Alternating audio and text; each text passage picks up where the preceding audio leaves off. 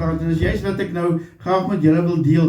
Stemdag is eintlik al 'n baie spesiale dag. Ou kan nou sê wat jy wil, jy weet, is daai afwagting en die opgewondenheid, en jy weet selfs daai wat ou in 'n ry moet staan, en ek moet nou sê, vir die afgelope 10 jaar, was dit nou die eerste keer wat ek langer as 'n halfuur in 'n ry gestaan het. Ek was nog net gelukkig, maar vandag, dink dit was 3,5 ure, of was dit nou 4 ure, ek kan nie presies onthou nie, dalk oordryf ek 'n bietjie, maar vandag was 4 ure, maar voor ek nou oor vandag praat, ek dink nou sommer, die heel eerste keer wat ek gestem het, is daar maar baie spesiale ding wat met jou gebeur. Ek was 19 jaar oud gewees, en daardie moes nou stem vir die nuwe Suid-Afrika, ja of nee.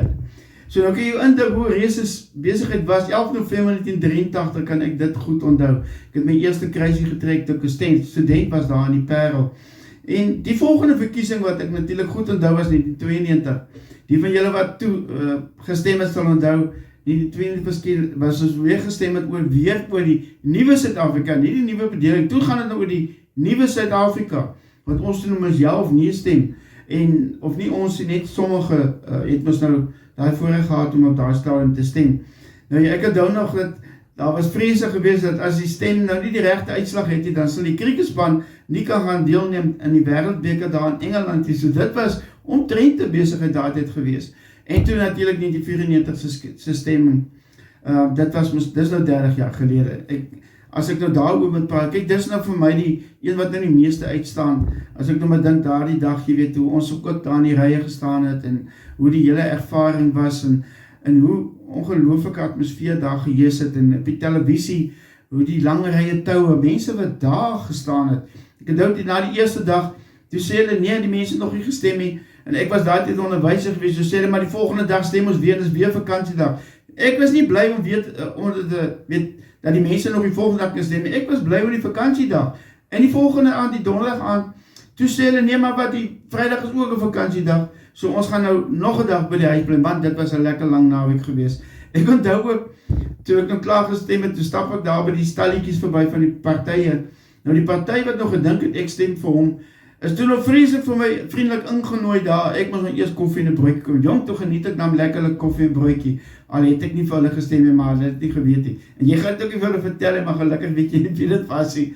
So dit was net 'n fantastiese stemdag gewees daardie dag. En dan kry mens al 'n idee dat vandag is mos nou weer daai afwagting dat vandag se stemdag kan dalk baie dinge in Suid-Afrika verander. So nou wag ons maar met angs. Maar interessant wat ek vir julle wil vertel voordat ek nou by die lekkere deel uitkom, toe ek nou vandag my stembriefie kry, jy kry ons nou 3 van hulle. En toe is die een van hulle is nie agterop gestempel nie. En toe moes ek nou eers dit laat stempel, want anders is hy nie wettig nie. Ek kon dit nie glo nie. Jy weet, hulle gee vir my een sonder 'n stempel. Nou toe sorteer ons met dit uit. En toe gaan stem ek nou, trek mooi netjies my kruisie perfek soos hy moet wees. En toe daarna, en ek vat dit nou maar in die bokse te gooi. En ek en die ou wat, ek vra toe van nou, waar moet ek dit gooi? En hy sê, meneer, die pinke moet jy daar ingooi. En ek gooi die pinke daarin.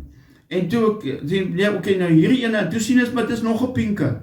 Toe het ek 2 pinkes, wat ek moes, wat ek gestem het, en onmiddellik gelukkig, toe sê nee, meneer, moet nie bekommerd wees, en ons stap terug na die tafel toe ry hulle net die 2 om, en toe het ek 'n vierde kry. So ek het vandag 4 keer gestem. En wat hulle met daai briefie gemaak het, weet ek nie, maar ek het nie omgegee nie, solank ek net my regte stembriewe gehad. So 2 foute met my gemaak. Nou wonder ek nou, as hulle met my daai 2 foute gemaak het, hulle het seker die ou so gekyk, nou wat, miskien kan as die ou bietjie uitvang.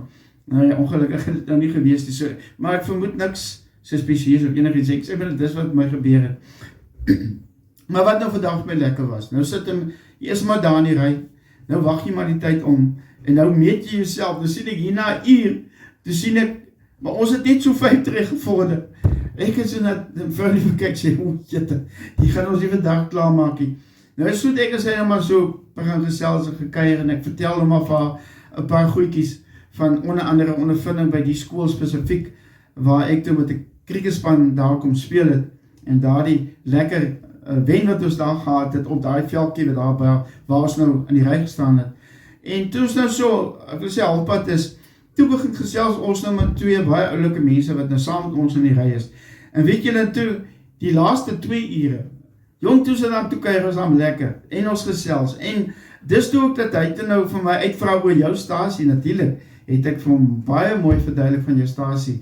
En ek het vermoed dat die jongman en die dame is al twee op die oomblik ingeskakel. So ek wil vir julle twee baie dankie sê vir die heerlike kuier daar, terwyl ons daar in die ry gestaan het. Ons het ook baie goed gesels, ons het lekker gekuier, lekker gelag en al sulke goed. En ek was baie trots om te sê ek is 'n omroeper by jou stasie. So maar ek wil nou die stemmer ding afsluit. Terwyl ons so gesels en ons lag nou maar sommer so oor al die goedes en goed wat ek nou vertel en wat hulle vertel.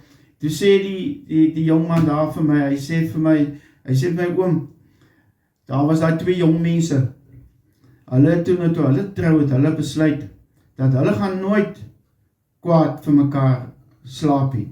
Nou ja, toe is dit nou 2 weke lank wat hulle nou al wakker is.